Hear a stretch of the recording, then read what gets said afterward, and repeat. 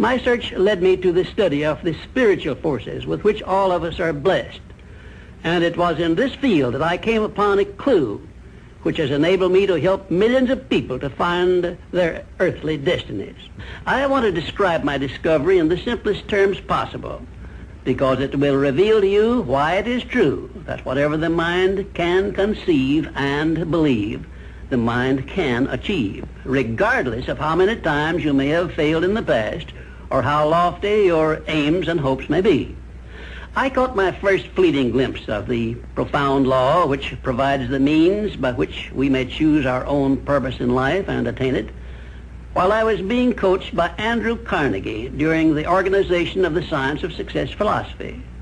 I had just finished telling Mr. Carnegie that I feared he had chosen the wrong person to give the world the first practical philosophy of personal success because of my youth, my lack of education, and my lack of finances. Well, at this point, Mr. Carnegie delivered a lecture that I shall never forget, because it changed my entire life and paved the way for my helping to change the lives of millions of people, some of them not yet born.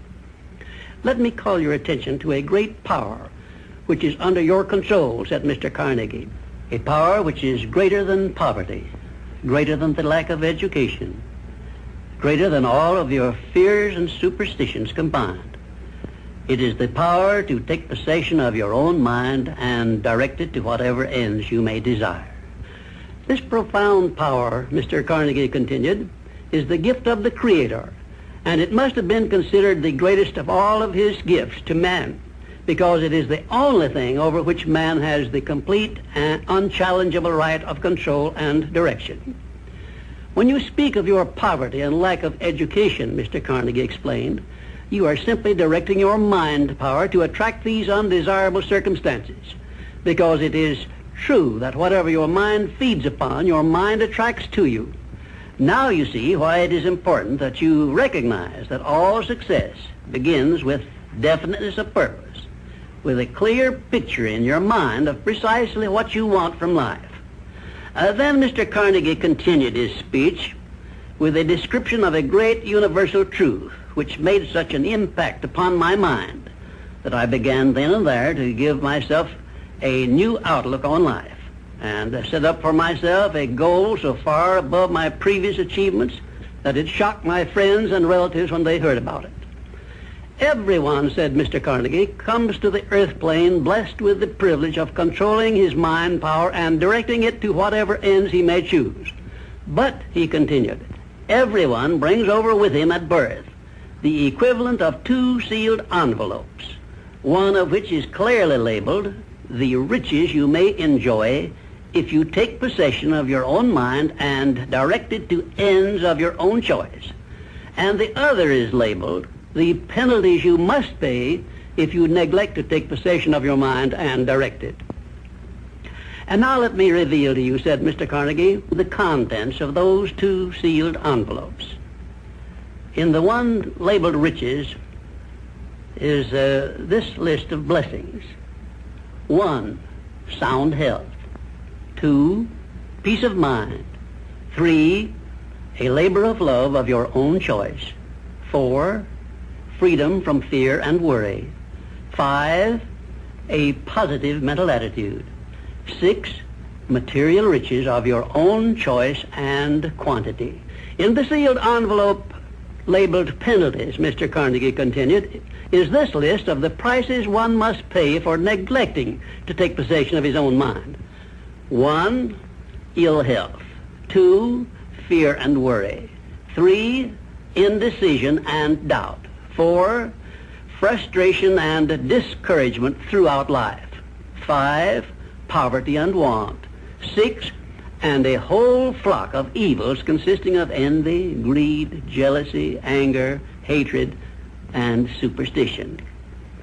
Now, my mission in life is to help you and everyone who needs my help to open up and use the contents of the sealed envelope labeled riches.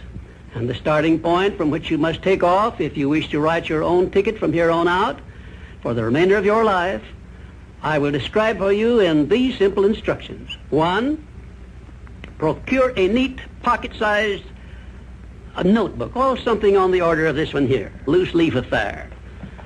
And on page 1, write down a clear description of your major desire in life, the one circumstance or position or thing which you will be willing to accept as your idea of success. And remember before you begin writing that your only limitations are those which you set up in your own mind or permit others to set up for you. And 2, on page 2 of your notebook, write down a clear statement of precisely what you intend to give in return for that which you desire from life.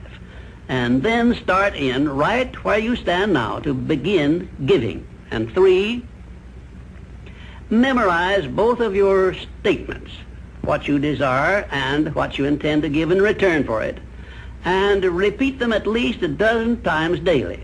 And always end your statements with this expression of gratitude for the blessings with which you were gifted at birth. I ask not, O divine providence, for more riches, but more wisdom with which to accept and use wisely the riches I received at birth in the form of the power to control and direct my mind to whatever ends I desire. If you are not too successful or self-satisfied to accept and express this profound prayer, if you accept it and express it in the same spirit of humble sincerity in which I pass it on to you, a new and a better world will reveal itself to you. A world in which you will see reflected the circumstances and the things which you yourself have created. And now let me close this, our first visit, with my favorite expression of gratitude. O divine providence, I ask not for more riches, but more wisdom with which to make wiser use of the riches you gave me at birth, consisting in the power to control and direct my own mind to whatever ends I desire.